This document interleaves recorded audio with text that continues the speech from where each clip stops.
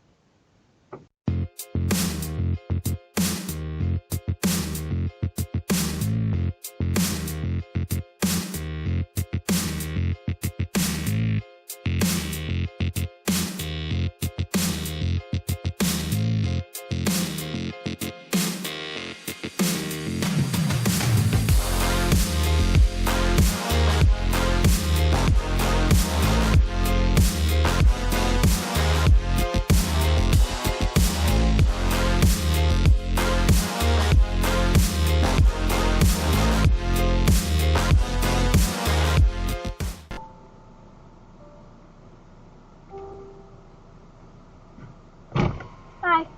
That's where you here. Elinor invited me. Ah, okay. I meant to meet Nikki for lunch, and then I'm here. So you're here to see Elinor's new bookstore. Yeah, basically. After I already went to the bookstore. Yeah. I thought you were Elinor first. I was like, no, that's Amy. I found books in the science section. Awesome. I was like, all I saw was a sign for this, and I'm like, is there a relation? Because they're better. That's pretty neat. I have like a bunch of behind the scenes sort of Harry Potter books, and anytime I find a new one, I have to add it. Understandable. I bought up a bunch of science fiction books, powering through those.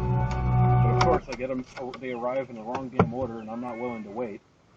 So I've been reading them all out of order. Yeah.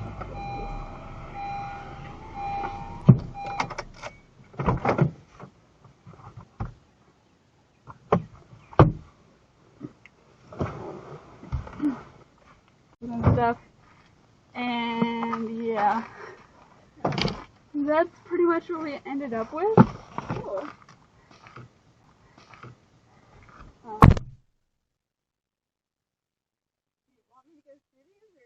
If you want to look through any of it,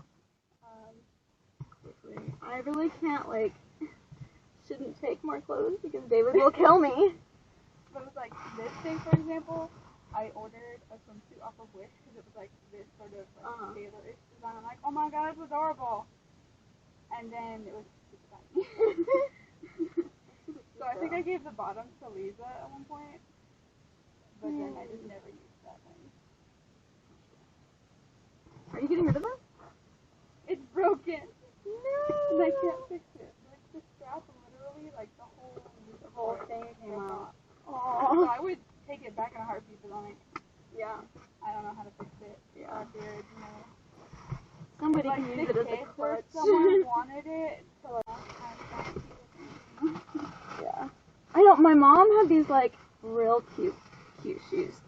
Those I found in Goodwill forever ago, and I fell in love with them, and I still absolutely love them, but the zipper is broken, and it always falls down. Oh, yeah. It's just terrible, and I've had them for like 5 years and never actually got around to getting them fixed, even though I literally bought them broken, so I just had to eventually be like, it's just not going to happen. Yeah.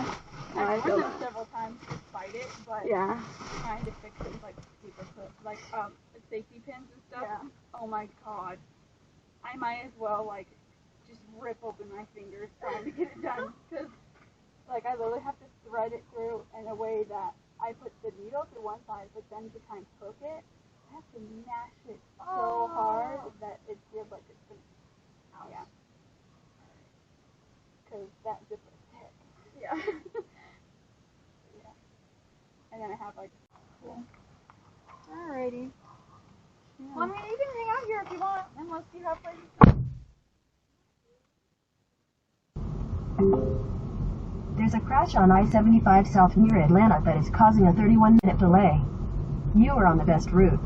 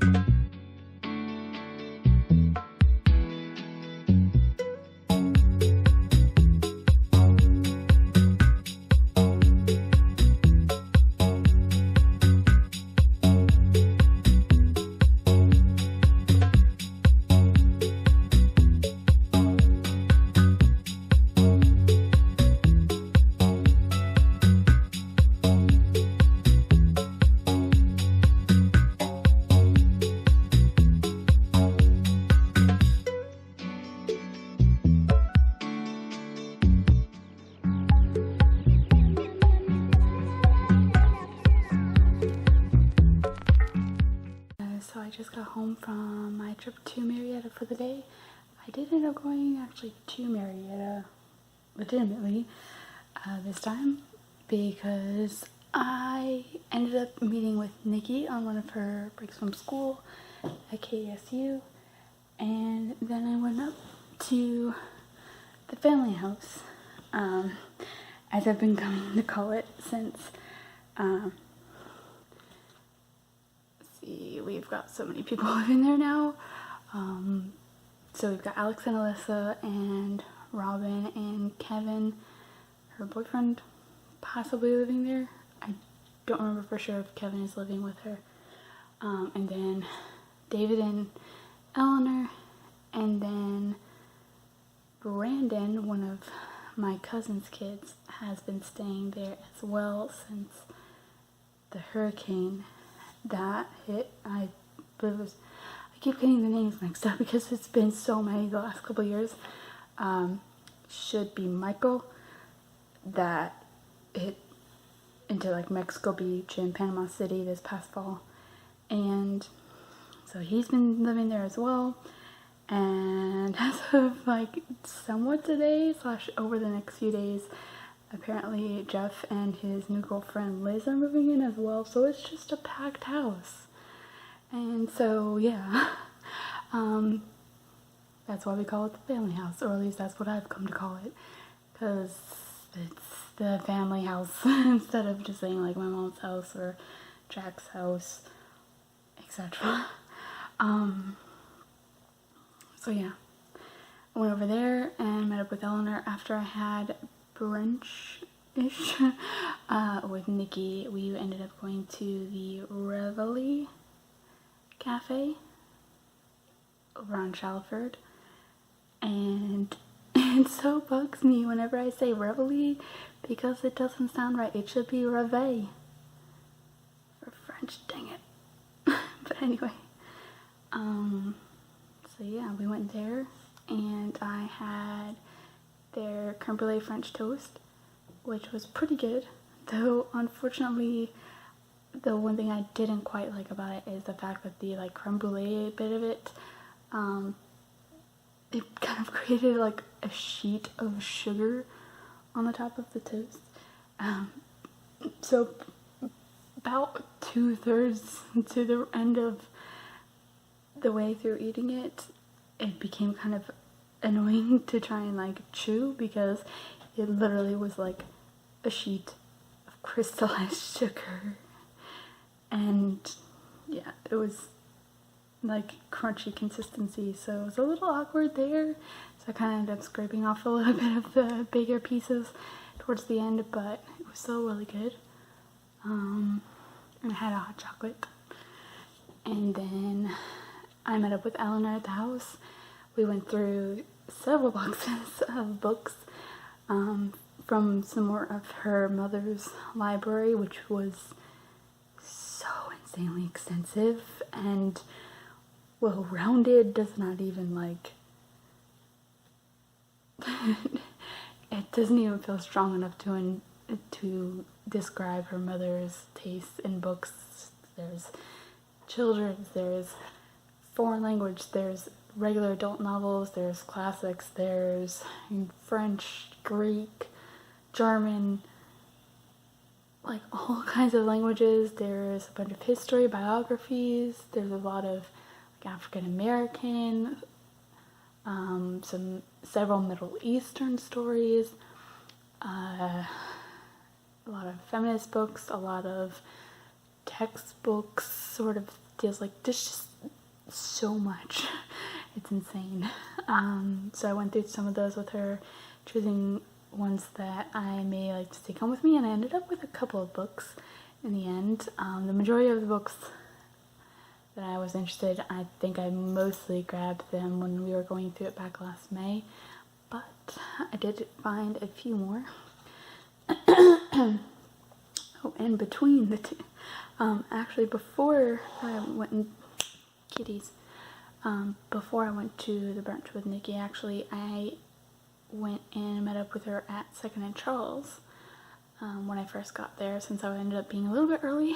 I I initially was supposed to get there at 9:30. I left around 7:30, so it was supposed to be like a 30-minute delay, but then within 20 minutes of driving, the arrival time went up an extra 25 minutes out of like nowhere. So yeah, that was fun. And then thankfully Google managed to find me a faster route that got me there at the initial estimated time, which was only half hour longer than it should have been. But yeah, I ended up getting there at 9:30. We initially scheduled for around 10:30, but I wanted to be obnoxious and get there earlier even anyway. So I met up with her at 2nd and Charles. We went around there first as well and got a few books because they had a buy two get a third free for used adult fiction, and so we both took advantage of it. So yeah, I came home with a fairly decent amount of books today. So yeah, that's pretty much what I was going to go into next, is all the books that I brought home with me tonight. There's a decent bit. So first of all, from 2nd and Charles, we started off where we looked through the science section. That's where Nikki wanted to go off to first. And as soon as we got into the section, I was like, what is this vine? Please tell me there is a relation.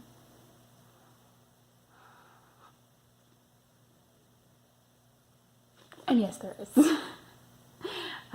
So yeah, it's a sciencey book about Harry Potter, and I mean like the Harry Potter. And yeah, it's a book about Harry Potter, so it's gonna join the collection. So yeah, I got that one, and then while we were on the same aisle, I just like glanced around to see if there's anything else interesting on that same shelf, since I happened to stumble across the words Harry Potter literally staring at me in bright red letters. And I also found just a few books away next to it, The Science of Jurassic Park and the Lost World. And yeah, I'm a fan of those two finds, for sure. So those were immediately grabbed. I barely even looked at the rest of it because I'm just like, this sounds so awesome. I want to have them. So there was that. Then wandering around, let's see. Also grabbed a copy of One of Us is Lying at one point. Karen McManus. I don't know why I said that wrong. Anyway, this is the one that's been on my wish list for a bit as well.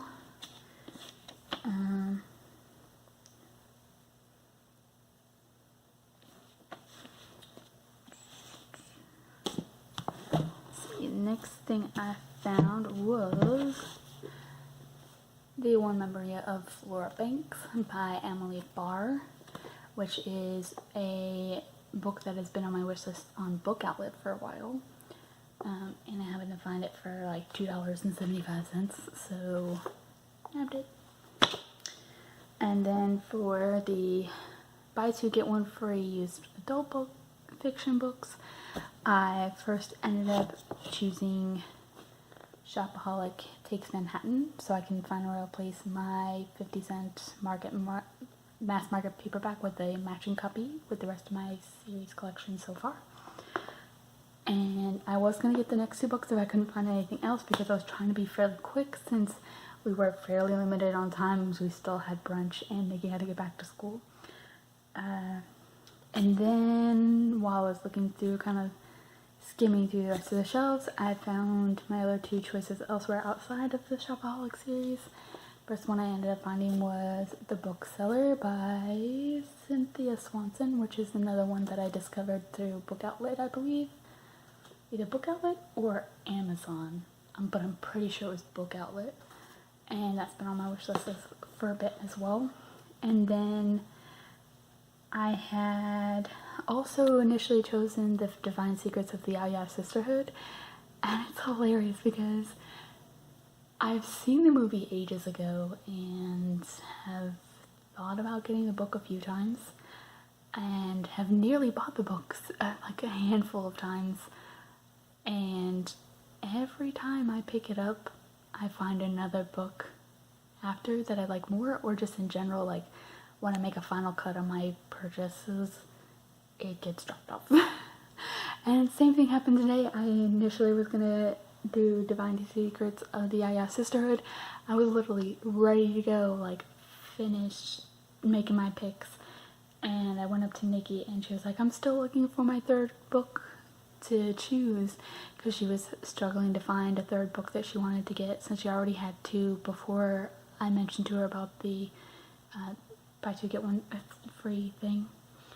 And then I was like, oh my god, I know the perfect book that we should get, that we know you will be able to like, which happens to be A Good Year by Peter Mayle. This movie, the one with Russell Crowe and Marion Cotillard, is a family favorite of ours because of the French influences and everything, and just it's such a great movie if you haven't seen it. And the soundtrack is amazing. I used to listen to it on the way to and from seminary every morning. Jump into the fire and what is it? Wake up something. No, how do I not know this? I just listened to it like 2 days ago. Oh no, he's out of the room. Gotta Get Up.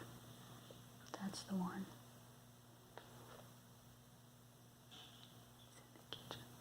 Gotta Get Up is the other song that I used to listen to every day, and it was a routine with my mom.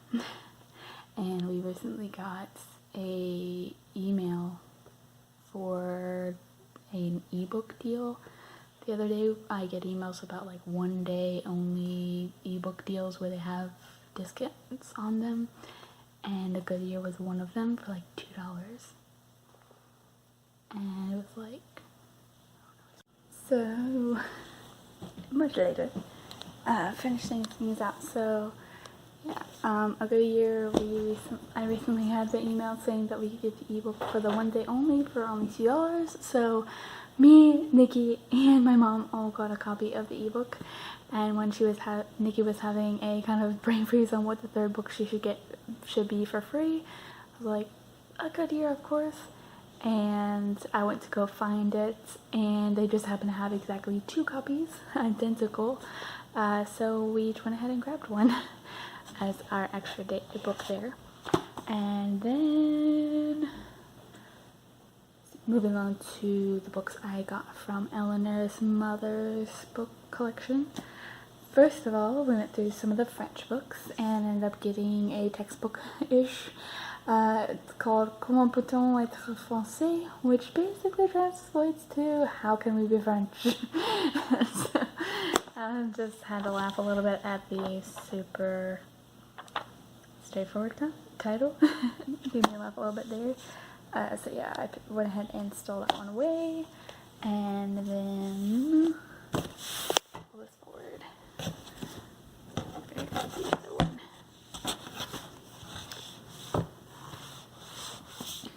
Okay, then the next thing I grabbed was, let's see here. So next was this copy of Emma by Jane Austen. I have never really, I genuinely have never read any of like Jane Austen, the Bronte sisters, any of that, because I've always been kind of like, about classics, because I'm mostly about synopsis, and just most of them are just like, I don't know. But this one was a pretty cute copy, and technically this is the basis for the Clueless movie, so I'm gonna branch out a little bit, give Jane Austen a try with this particular one, see how it goes. And then also out of their classics box that they had is a fairly well-worn copy of The Handmaid's Tale, which I know is super popular with Netflix having the show and everything, and with Alexis Bledel in it. But I've never watched it, I've never read it, I don't even know anything about what it's about, honestly. So Eleanor's like, yeah, you should take it. So I will see about giving it a try and see how it goes. Still have no idea what it's about though. But yeah. Poor thing is so worn, unfortunately. Probably have to tape that or something so I can kind of preserve what's left of that back cover. And then in her box of duplicates, I ended up getting a copy of The Kite Runner by Khaled Hossein. This is a book that always kind of like pops out at me on any bookshelf when I'm looking for books, but I've always kind of been like, I don't know if I want to get it. I saw at least bits and pieces of the movie a while back when my mom was watching it. I don't remember if I actually saw the full thing or if I just saw bits and pieces while I was like sitting in the room with her or something. All I know is that it had fairly similar like story, like a fairly similar vibe to the background of the main guy in Slumdog Millionaire. That's pretty much how I've kind of remembered what was generally in this book. So I've kind of always been like, I don't know how I feel about wanting to actually get a copy of my own, but she had 2 copies, and if it's free, let's give it a try. Because it is a very well-known book. It is known to be pretty good, so it should be worth at least an effort. And then the very last book that I ended up picking up from Eleanor's mother's collection is actually one I'm fairly excited about. The other ones I was kind of like, let's give it a try, see how it goes. But this one I actually immediately saw and was like, okay, this one is very cute and I'd like to have it. Thanks, bye. And that is A Christmas Carol by Charles Dickens. I don't know why that sort of came out, but yeah. It's an illustrated copy, and it's such a pretty cover, and it kind of reminds me a little bit of the illustrated Harry Potter books that I have. Not quite as gigantic and obnoxious, but still. And it's A Christmas Carol. It's a story that I know and I love, and this is a good copy. I've never even thought about getting a copy, but like, I saw this one that she was giving away, and ta-da! So yeah, got me some decent books today that I brought home with me, and then I have all of these books that I brought with me and came back home with me. I was kind of just like sharing while I was there or in the middle of reading. And also, I'm sorry, but I have developed a recent problem. I have developed an obsession with magnetic bookmarks, specifically Harry Potter ones. They're adorable, they're convenient, they're super awesome because they're kiddie friendly, without any strings anywhere, which is a big problem with these kitties particularly. Never had too much of a problem in the past, but these ones do not leave it alone for 2 seconds. So these are perfect. Also, Lupin was the cutest ever, and he's my favorite one, but I gave him to Nikki because I can get another one of my own. Just at some point when I get back to Warner Robins and to a Target, since we don't really have one here, or if I get some off Amazon and maybe find some other cute ones that I like too. So yeah, Lupin came in this set, which has Dumbledore, McGonagall, Snape, and then Lupin was the 4th one. Then I also have the house crests. Currently I'm using the Ravenclaw house crest in 1984. And the last one, which I found today, is Harry, Hagrid, Hedwig, and Dobby. And they're so cute. So cute. Anyway, that's where we are with things. I probably don't need this many, but they're just so dang cute. All of the cute. For real. Anyway, So that's where we are with that.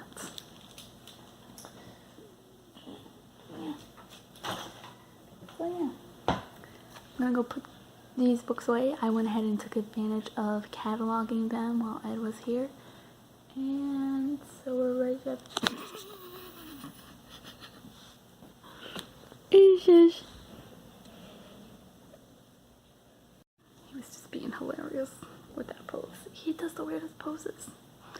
But I'm gonna go put these away, put my box of candles back in my closet, and try and read some more of 1984 because I'm so close to finishing. Kitty, are you army crawling your way under the bed? He literally was pulling himself along by his paws. It's like grabbing carpet and pulling himself along. Kitty, what? No, that's not an invitation to scratch the bed. What are you doing? Why are you so weird?